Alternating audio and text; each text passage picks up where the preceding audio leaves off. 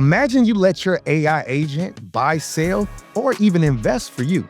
If you've been trying to find ways to make money in this new AI revolution, this episode is for you. Financial Freestyle starts now. Welcome to Financial Freestyle here on Yahoo Finance. I'm your host, Ross Mack. Now look guys, no matter where you are in your financial journey, we can never stop learning. And that's why we're talking to some of the GOATs in their own respective fields, and today is no different. As I'm talking to Louis Amira, co-founder of Circuit Chisel. Louis, how you doing, brother? How's it going? I am great, feeling good, fired up. Thanks for being here, right? I just told you even before we started, I'm going to nerd out on this, right? Because when we talk about this AI revolution, right, I am, every day you can learn something new. Every day there's a new AI company. But let's break down something that you kind of are focused on. For the average person that's listening, what are AI agents? A lot of people think about ChatGPT as or some of the maybe nerdier folks might know about Claude and Gemini. They might have seen AI mode on in Google. An agent takes your question and answer stuff you can do in ChatGPT a little bit further. They can actually do things on your behalf, kind of like you can call a travel agent and talk to them about where you might go, but a travel agent could actually book your flight, book your hotel, that sort of stuff. So it's kind of the AI version of that, and that's how we actually landed on agent as the name, as an industry. I love it. And so for the average person, right, you get typical AI that we would know, right? The average person is just going on ChatGPT asking questions, right? A real sophisticated Google. The agent is saying, let me actually take this question, or, let's take it to the next level and actually can be your assistant, can do things on your behalf. And so I kind of love, the way you talk about your business, right? What is your business? What is Circuit Chisel? In January of this year, we left Stripe, my co-founder and I. We started a company called Circuit Chisel. We wanted to go out and do far more interesting things with agents. We were, I would say, fairly far ahead of the curve in saying, cool, these AI agents are coming. Let's go do things with them. Let's go figure out what they can do. My wife is a dentist. They have a bunch of dental practices. And I was sort of like, could they help the person at the front desk answer the phones? Can they help the person at the front desk follow up with the notes and send the reminder emails and all that instead of how it works today? And there's a bunch of services that they kind of use, but we said, well, let's go figure out how to use agents to do some amount of that, to get them some time back so that they can spend more time with patients, this and that. And we pretty quickly realized that agents aren't actually able to go do a bunch of things today. They're not able to go use a bunch of services. They're not able to pay for things. And like most people think that's probably a very good thing. Like you don't want your agent going and buying, $500 worth of popcorn or something on Amazon and having it delivered. But it actually holds us back from a bunch of things moving forward. So anyways, we started Circuit Chisel trying to use agents. We very quickly realized that we actually needed an underlying protocol that we're calling the Agent Transaction Protocol, or ATXP. And effectively, that allows agents to have money and navigate the web and do much more interesting things, which down the line will make it to where we can actually have our agents do more interesting stuff. So we started the company to do something interesting. We very quickly realized we needed one of these underlying protocols to make it work, very similar to what the web needed, the internet needed back in the 90s. There's a bunch of those sorts of pieces that we need this early in the industry. What I find fascinating is you kind of compare, the early days of the internet and what ended up happening with HTTP to effectively kind of how you guys are revolutionizing the agent world. And so let's go back, right? You said, the ability, right? Even looking at solving a problem, right? Your wife's practice, her dental practice, the ability for an agent to go out and not only just free up time, but now they can transact on business. So one, give us a real world example of what that would look like. And then two, I love how you said now agents can have money. I would presume it's crypto. So maybe let us know kind of what that looks like. So Stripe, the company that we used to be at, most people might not know what that is. It's a fintech company. They've been around 15 years, roughly $100 billion private company, like very well respected in the nerd circles that care at all about payments. We built out the crypto team there, and we had done some really interesting things with crypto the last couple of years. Most people think because we did the crypto work there that this is a crypto company, and that's not entirely true. It's just now people are talking about stable coins and what happens when there are lower transaction fees and all this sort of stuff. Crypto and stable coins specifically enable far lower dollar amount transactions to be profitable. So if you've ever gone to the gas station and seen that it's, hey, you have to have a minimum spend of $7, like the reason that's the case is because gas stations have very low margins. So they don't want you buying a pack of gum for 25 cents and then Visa or somebody charging them 40 cents for the transaction. And that's basically how it goes. We, with a lot of these newer crypto developments last year or two, those are now profitable. You're able to do them for far cheaper. So crypto is one of the things that you can end up using, but there's no reason, like if I found a nice pair of shoes on Nike, like I don't have to pay for or my agent found a nice pair of shoes on Nike. I don't have to actually use crypto to buy that. I could call up my Chase Visa card or my Amex card and pay with that instead. Nike probably down the line wants me to pay with crypto because it's cheaper for them, but it is any payment method in your Apple Wallet or Google Wallet or whatever it might be. You can use any of that to pay. So agents, for a bunch of reasons, will probably elect to use crypto, and we will probably nudge them in that direction, but there's no reason that it's limited there. It can discover and use anything moving forward, which is why the possibilities are truly crazy and not as disruptive to the current business as people might think. The real world use cases that we're starting to see more of, there was actually a recent announcement that I liked a lot, where one of the Stripe execs, a guy named Will Gabrick, he was demoing something with ChatGPT. And he pulled up ChatGPT and he said, my daughter's birthday is coming up. She likes the color purple and she needs a Halloween costume or something like that. And ChatGPT went out, found a bunch of products, and he said, great, I like this one. And then it looked kind of like a checkout experience, but not quite. It was like very quick. You could tap and now all of a sudden you're buying things in ChatGPT. And everybody's sort of like, amazing, that's, AI is doing that. And it's like, yes, but it would be way cooler if you got a notification from your agent texting you. So let's pretend all of a sudden that, like, in your list of text messages or WhatsApp or whatever between your, mom and your high school buddy, it's actually your agent. It's, hey, by the way, your niece's birthday is coming up on Saturday. Like, last year she was this. It'd be really cool if you wanted to get her something. Like, this is the sort of thing you could go get. And you're like, actually, that sounds great, from within WhatsApp.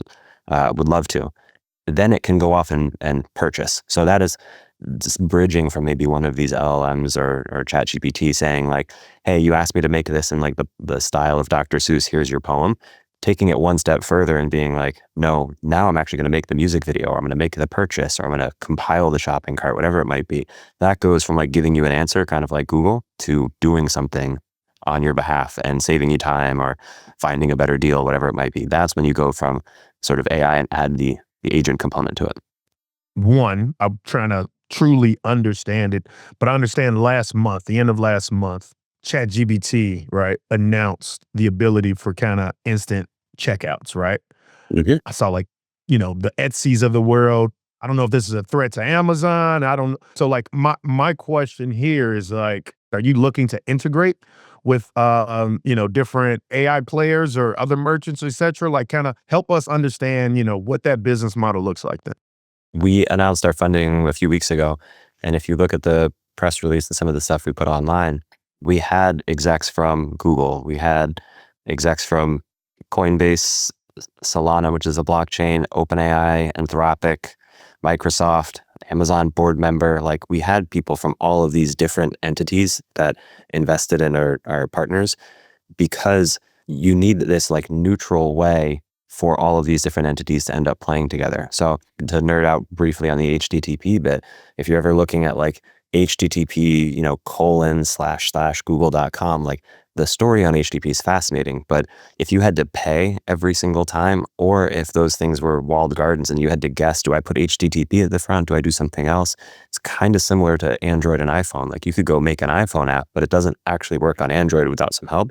That world makes no sense to us and we disagree with. So we effectively said, like, there should be a much easier way to coordinate all of these different protocols and all of that. And our mission is effectively, hey, we went out and got all of these people we used to work with across the board to join us and say, like, there needs to be one neutral way for all of these different entities to work. Otherwise, we end up with 20 different walled gardens. And we're very early, so everybody's trying to say, hey, the OpenAI one is the best, or the Google one is the best, or the Visa one is the best. And it's like, Sure, they're all going to be great, but like we kind of just need them to connect. And our role in all of this is to connect all of them.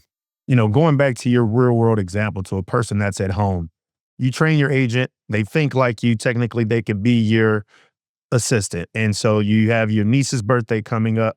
Do you also have the ability to say, "Hey, I'm trying to," almost like a travel agent, right? "Hey, I'm looking to book a flight. I want you to buy this if," like, kind of like whenever you get the alert that the price has gone down, rather than telling me the price gone down, actually go buy it. Like I'm trying to, one, see what that looks like. Oh Just yeah. give me a, like, how's that look? And what do you think the most use case will be for, AIs actually spending money on your behalf? Google launched something called AP2, which is the, I think, agent payments protocol. By the way, you'll find that like there's only so many words you can throw together. So all these things sound the same right now. Google, historically, for most people might not know, you go on search, you see a bunch of ads at the top. If you click on one of those, Google makes money. You get generally the thing you want. Google makes money. Amazing business model, one of the most profitable things of all time. Agents make that more complicated because you go search for something. The agent like may or may not click on an ad. It has no reason to need to click on an ad. One of these new capabilities moving forward is you might say, "Hey, I want to fly to San Francisco from New York next week. That's a $500 flight on Delta right now." You might say, "I actually don't think it's worth more than 400." So your agent, Google is making it possible for your agent to be able to say, "I'm willing to pay $400 for this flight." Historically, over the next 2 weeks before the flight, Delta might have remarketed to you, showed you some videos on Instagram, done all this other stuff. What might happen in short order is Delta might just say, "I could spend money on all those other ads, or I could just kind of wait and see if there are a bunch of other people willing to pay 420, 450, 460, whatever. And eventually I'll just lower the price to whatever their amount is." That empty seat, it's going to San Francisco one way or the other. So like throwing a human in it costs maybe $50 or whatever, but like they can actually make that very profitable. So at some point down the line, the beauty of what Google's doing is saying, we will make it very easy for anybody that's willing to discount their price. You don't actually have to go show ads anymore. We now know what everybody's willing to pay for these things, and you'll be able to effectively have like your agent kind of negotiating on your behalf. Google hasn't said this. This is me reading into it in terms of like what I think happens moving forward. But in a world where you could say, "Hey, that's a really cool hat over there. I'm willing to pay $25, not $40." Like at some point, instead of them trying to convince you that it's worth $40 with ads, they might just say, "Yeah, you know what? We'll take your 25." That is actually fascinating. Stay with us. We got to take a quick break, but when we come back, we'll have more with Louis Amira.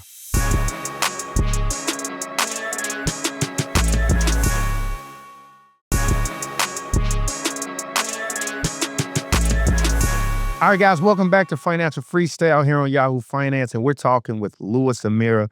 And listen, if you're just joining us or if you're finally back, we're talking about agents. But my next question, Louis, is like, how does a person at home who is still learning and trying to navigate this new phenomenon called AI, and now we're talking agents, how can a person at home learn to make money utilizing agents? Most people sort of silently complain to themselves or to others. They're like, "Man, that took a long time," or "That was such a waste of time," or "How many of these do I get on a daily basis?" Anytime you spot some of that stuff, like my process would be, okay, I get how many emails about whatever. Okay, I'll go make a Gmail filter. That's fine. But what the average person should do is say, "Hey, I do this. I spend a lot more time on this thing, or um, I like hate how much of this takes out of my day." Go to ChatGPT and complain to ChatGPT. Be like, "Hey, I have all of these problems. I would like to save my time, whatever else." It will probably give you some ideas. It'll say, "Hey, make the Gmail filter," or whatever else. Or if you want to use fantasy football as an example, like, "Hey, I'm trying to figure out how to set my roster next week. How do I go do all this research? I don't want to spend 30 hours reading." Okay, great. Maybe you find the right way, or ChatGPT comes up with an idea or gets you thinking the right direction. 15 years ago, you might have thought, "I'm going to go make an iPhone app." And like the people that made the iPhone apps and charged $1 or showed ads or whatever made a decent amount of money. That process, if you squint, is exactly the same. It should be, "Hey, I can actually not just solve this problem for myself, I can actually charge others." And in that world, like you drop it into your, maybe not your actual friends that are in the fantasy football thing with you, but like some of your other friends that have different leagues. "Hey, this is how I do it. If you want, happy to share with you my agent, and maybe they pay 50 cents every Sunday or $1 every Sunday. And now they have better lineups. They start winning, and it's going to be an arms race. Actually, I think most people probably use ChatGPT, but I would say in that world, you as the person coming up with either like identifying the problems, even if you work with ChatGPT to come up with some of the fixes, you should be packaging that up or thinking about packaging that up into an agent moving forward. And we are going to make it far, far easier for you to vibe code those agents into existence. I'm fascinated, I'm nerded out, and all I'm thinking about is how can I make some money, right? Like, to a person that's at home, like, one of the biggest pains is like going to a concert, right? Concert tickets in the year 2025 versus 10 years ago are astronomical, right? To go see anybody, right? Taylor Swift, Beyonce, you might as well mortgage your house. But largely the reason that is because of secondary market. And so when you think of the secondary market, there should be agents that are buying tickets and selling tickets on behalf of the actual owner or even secondary, season ticket holders of any sporting event. What would that look like, right? Because once again, to a person that's at home, you first have to build the agent and then I guess vibe code it as you say. But the idea is saying almost like a bid. Here's my reservation price. Here's the most I'm gonna pay, and this is what I'm willing, the least amount I'm willing to accept. Like, in order for this world to work, does there have to be an agent on both sides? Or can my agent purely interact with Ticketmaster? Or does it have to be an agent of Ticketmaster to interact with? So there's two time horizons that are fascinating here. We'll actually go out to the further one. I don't know if it's 5 years, 10 years away, whatever. And these ticket platforms have a lot of power, so I should be very careful about having them come chase me. I imagine at some point fairly soon, you are actually interacting with Taylor Swift's agent when you're buying tickets to her concert. And Taylor Swift is like capable of doing it, but fine. Okay, maybe it's somebody slightly further down the list. Okay, I want to go interact with whoever. They don't need to go through the ticket masters and all of them in the future. There's some reasons that I think I understand in terms of like filling up the venues and getting a bunch. But if they say, hey, the ticket sale is going to be October 25th at noon, you could have your agent say, hey, show up at noon. I'm willing to pay $400. And maybe that gets you a ticket right away. Maybe it doesn't.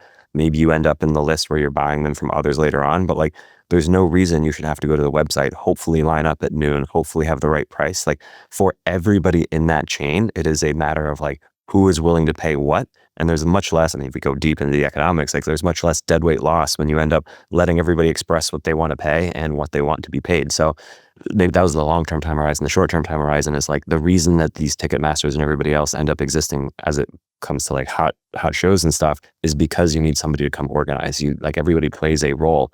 I would argue that those roles are kind of less important in a world where you could have your agent go do a lot of this for you. You're speaking my language, right? Like, I think that the reason that blockchain is gonna continue to be remarkable and such a technology that continues to grow is largely because of the fact that you can remove all middlemen for everything, right? Like, I remember when I was buying a house and I said to myself, I'm like, it's no reason I should be in here signing all these documents that long, right? Like, the deed of this house should literally be an NFT. I should literally be able to just buy it and transact, naturally, right? I don't need to be in this, this office and signing all these documents, et cetera, et cetera. And so I love the, And you the point, paid right? Like, you paid somebody $600 as the title search or whatever to go into some like file cabinet at the county courthouse to go look the thing up. And it's like, I get why that was the case the last 100 years, but like, are we yes, really? I ordered an Uber on my phone and I had food waiting for me at home, like while I was sitting in that office. Like, what are we? Anyway, sorry, yeah. not to cut you off, but it is No, mind blowing. And I think people need to rethink like why those fees and why those things exist the way that they do today. we talked about it, right? Like, Ticketmaster's, fees, processing fees, convenience fees. You try to find a ticket for $300 and you get to checkout, it's almost $400. You're like, what's all this? And so, to your point, if there's a Taylor Swift agent, whether it's the actual person or, the AI agent, you don't need Ticketmaster and, all these other things. So I find that fascinating. But for the interest of time, right? Let's talk to the entrepreneurs, especially tech founders that are watching this or future tech founders, right? I love how you talked about saying anytime you have a problem, just talk to ChatGPT and hopefully they can help you come up with a solution. January of this year, your co-founder, you guys were at obviously one of the big fintech companies, that being Stripe. Help us understand how you take an idea, and you guys raised over 19 million, nothing to sneeze at. So congrats. How do you take an idea and actually build it? And how do you come from ideation to building a true product? Talk to the entrepreneurs. What do you need to have? What are you doing? What do you need to do right? There's a lot of like introspection to some extent. Everybody thinks that they're Steve Jobs, and it's like, no, no, no, you're not asking me for the iPhone. I'm going to give you the iPhone. And I mean, maybe sometimes you're right, but oftentimes it's, okay, well, how did we get here? What's in place? I mean, we were doing crypto stuff long before it was as mainstream as it is today. Um, and we were sort of like, no, no, no, this does actually solve a bunch of problems. Like the way that it solves problems, we need to kind of like push past the meme tokens and all this other, or the I don't know what we're allowed to say here, but like the bad tokens and a lot of the frauds and all of that. Uh, we we sort of said, okay, the same sort of thing with agents. Like there are agents out there that are doing things that are not great. They're reply botting on Twitter. They're, potentially doing spam emails and all that. Okay, like let's sail past that. We had an idea. We tried to use them for ourselves and for my wife's business and for a handful of others. And we put something together. We thought what we were going to launch was the best thing under the sun. And it turns out we are actually so early that we were like, hey, all of you agent developers, time to come build this cool agents. And it turns out there just are not agent developers today. Much the same way in 2004, there were no iPhone developers. So part of this is like, go out, sit with the businesses, sit with the people and say, okay, what are your problems? How could we help solve you? Maybe the tools are wrong. Maybe we're trying to give you a hammer and you have a screw that you're trying to sort out. I don't think you can spend enough time with people and actually listening to their problems. And then you might be Steve Jobs and have the iPhone moment because you're going to solve their problem in a different way. I guess the one line takeaway there is like spend more time with people that actually have problems and try and understand why they're problems and think sort of one layer beneath that. We spend all of our time doing that now and much less time actually building. I love it. This has been a extremely fascinating episode for me. So kudos to you. Thank you for coming on. And that's it for this episode, ladies and gentlemen. Make sure you guys like and subscribe. We want to obviously give our heartfelt thanks to Louis Amira for actually coming on. But that's it for this episode, ladies and gentlemen. Make sure you like, subscribe, share it with a friend. And remember, you guys can go on Amazon and say, hey, Alexa, let me listen to the new episode of Financial Freestyle. Until then, we'll see you guys next week. Take care. This content was not intended to be financial advice and should not be used as a substitute for professional financial services.